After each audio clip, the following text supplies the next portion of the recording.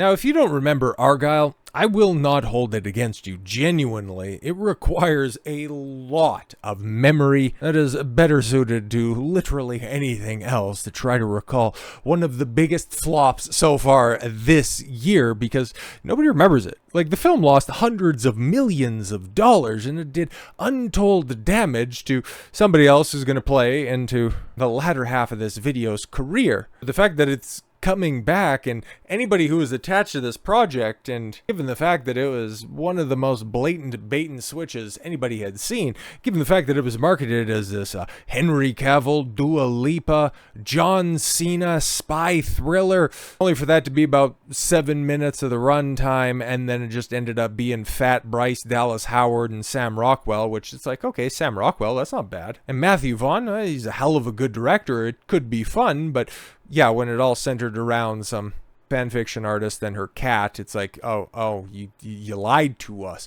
So for Matthew Vaughn to reflect on Argyle's vitriolic reviews, it's like, bro, you lied to the audience, okay? I understand that you're not the one making the trailers and all that stuff, and even for the people that did watch the film, and it's like, no, that shit's trash from toes to titties. It's just a bad film. I don't think the movie was offensive. Yeah, that's not the full quote. And I seen the full quote, and it's like, oh, okay, cool. This is why modern entertainment is in the shape that it's in.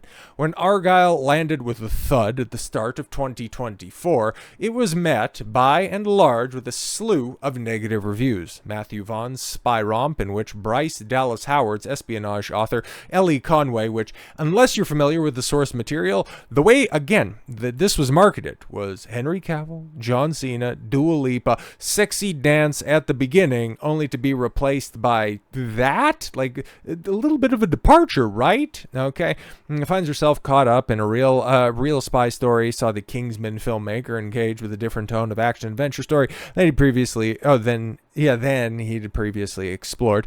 But the film was welcomed by some viewers. It also received some starkly critical reactions. It grossed just $96.2 million at the box office, and it cost north of $250-300 million to make. So this thing, it pissed away hundreds of millions of dollars before making its way to streaming.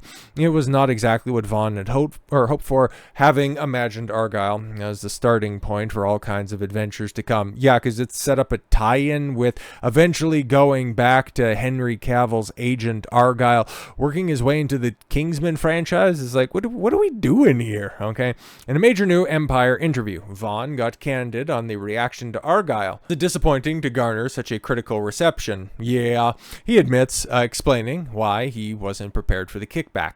My guard came down on Argyle. We had done test screenings that had gone fantastically well. Yeah, so fantastic. It was great. The premiere was a really fun night, and it was like going back to the Snatch days where it was just such excitement. And I started drinking the Kool-Aid. See, that's the problem, man. Like, you were getting fluffed up by professional people. Okay, back when you were making Snatch in the early 2000s, back when you were making Kingsman, and that wasn't really all that long ago. Like, there were no fluffers that were out there. There were people that liked the Guy Ritchie-esque storytelling you were doing with Snatch, okay, like the source material of Mark Millar's Kingsman World, okay. That stuff's different. Now, because you could go to the big Hollywood party, yeah, drinking the Kool-Aid. That's important to remember. The reaction was an abrupt shift given the film's light and playful tone. Again, it wasn't sold that way. This is who was selling it. That dude right there with the crazy blowout. Whatever. It's a fun, feel-good movie. I thought it was fun, feel-good movie, he reflects. Here's the part that really bothers me personally. We didn't make Citizen Kane, but effing hell. Then the reviews came out, and I'm like, what have we done to offend these people? We didn't make Citizen Kane. Okay, that's what I'm going to go ahead and hone in on.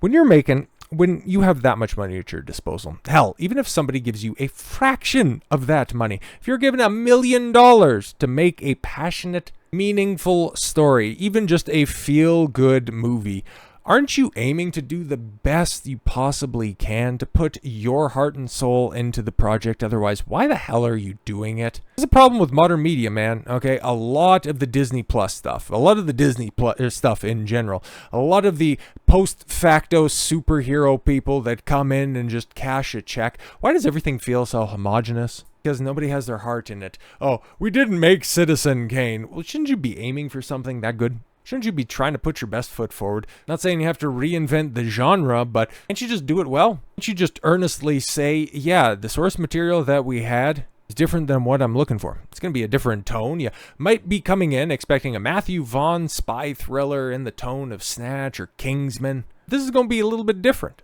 okay?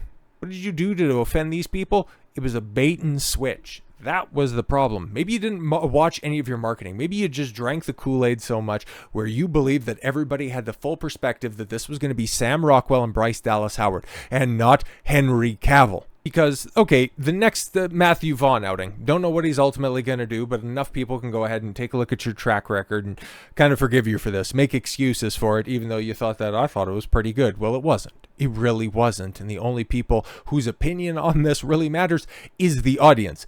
And they didn't like it at all whatsoever. And the knock-on effect for you, we have yet to see, because your next project probably going to be a couple of years out, I would imagine. But we immediately seen what happened and how this negatively impacted that guy's career right there.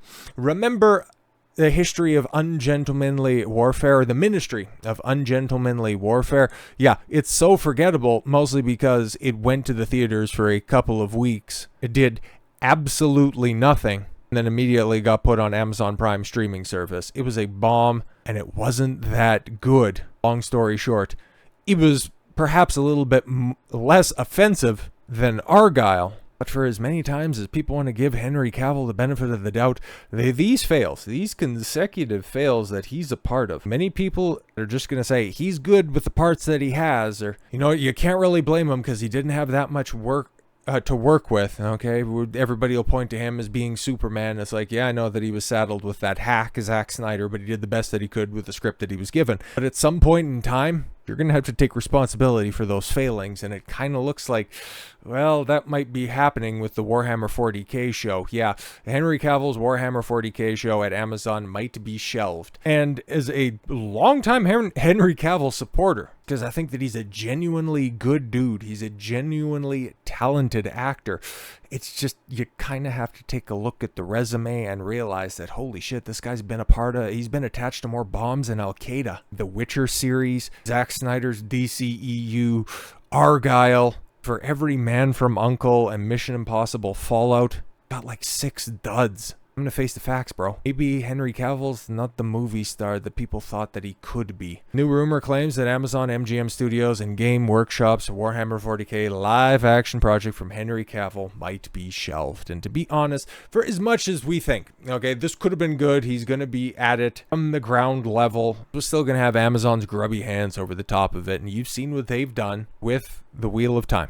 You've seen what they've done with Rings of Power. Why would Warhammer 40K, and you know Games Workshop, and we've talked about them plenty this year so far, the female custody shit, why would you think it would allow anything even remotely based to come to the screen? Perhaps this is not the nut-kicking that 40K fans might think that it is.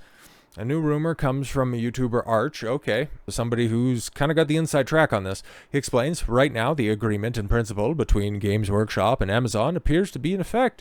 This means that a team at Amazon, a team of writers, is right now trying to write out a story that is going to be turned into the Warhammer 40K television. They have, I believe, a few more months of this deadline for the project, and they have to hand it in. And then it either has to be greenlit, or they have to have their writing date further postponed, or in the hope that they can produce something better further down the line, or the entire project will be shelved. Adds, those are the 3 opportunities. Either they'll have a project they'll go ahead with, they'll shelve the whole thing, or they will extend the deadline to try to get a decent product going. In other words, nothing is finalized yet. Absolutely nothing.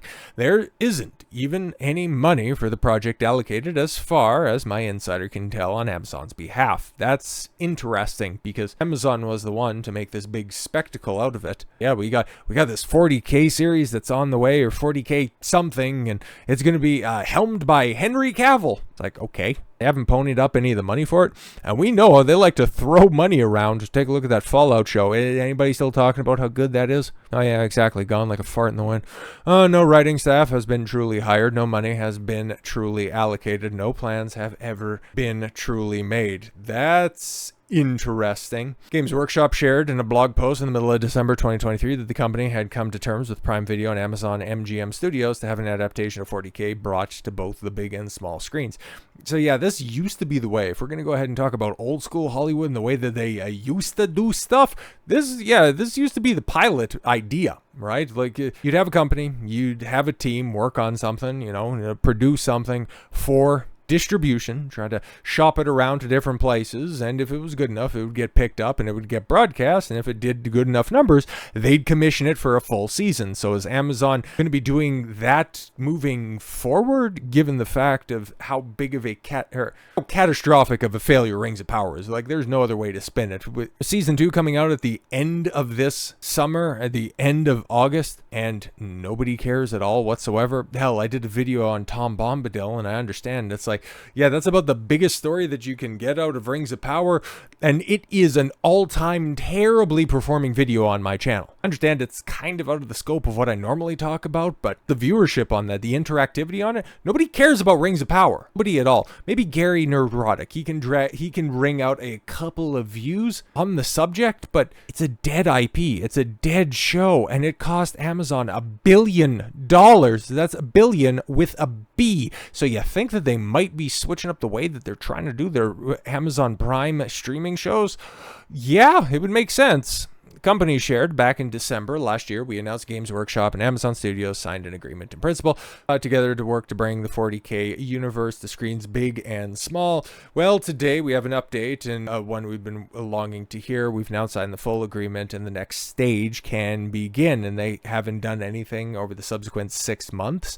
As for the first project, it might arrive. Games Workshop detailed TV and film production of the mammoth undertaking, and it's unusual for projects to take 2 to 3 years from this point before something arrives on the screen. Yeah, exactly, and even longer still if they haven't finished the goddamn script. Yes, Henry Cavill announced that he's helming the Warhammer Cinematic Universe shortly after he announced he would not be returning to play Superman in James Gunn's Superman Legacy in December of 2022. Right, for 30 years I've dreamt of seeing a Warhammer universe in live action. Now, after 22 years of experience in the industry, I finally feel that I have the skills to experience and guide a Warhammer Cinematic Universe into life. Partnering with Natalie Viscuso at Vertigo has been a blessing beyond words, and without her, we might not have found the perfect home at Amazon.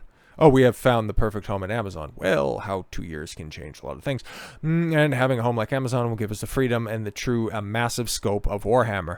To all of you Warhammer fans out there, I promise to respect this IP that we love. I promise to bring you something familiar. And I endeavor to bring you something fantastic that is, as of yet, unseen. Yeah, exactly. And like I've said multiple times over, Henry Cavill loves the stuff that he loves. He is intensely passionate about that and being authentic and true to his word. The man stepped away from The Witcher because they weren't respecting the lore, another series that he is very passionate about, not to the extent that he is when it comes to 40K, which is why a lot of people were enthusiastic about this announcement. He's also extremely talented, so if he was going to be both in front of and behind the camera on this, you knew that there was going to be something good cooking.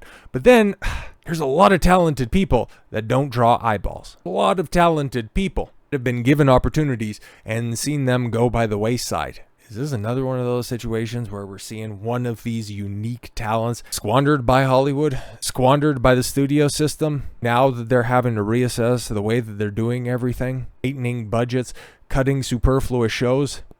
Might end up being the case, especially given how relatively niche the Warhammer 40K universe is. Because as many people that know the name Warhammer understands that Games Workshop is a big deal in that specific niche, it's still very much that as an IP. When you hear stupid studio heads like Bob Iger continue to just run back the same tired point that, oh no, we just need to focus on quality, not quantity. It's a subtle way of saying, yeah, we're just going to be reducing our output. It's not going to be any better, but we're just going to have fewer projects moving forward.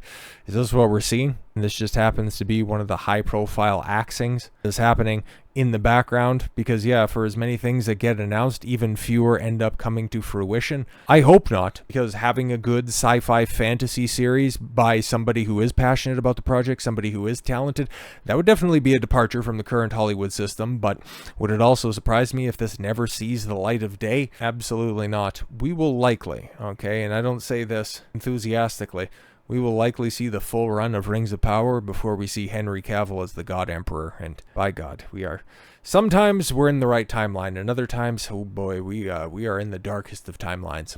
So with all that said, thank you all very much for the gift of your time. I've been Don Consuelo. I want you to follow your gut and get after it. Take care, everyone.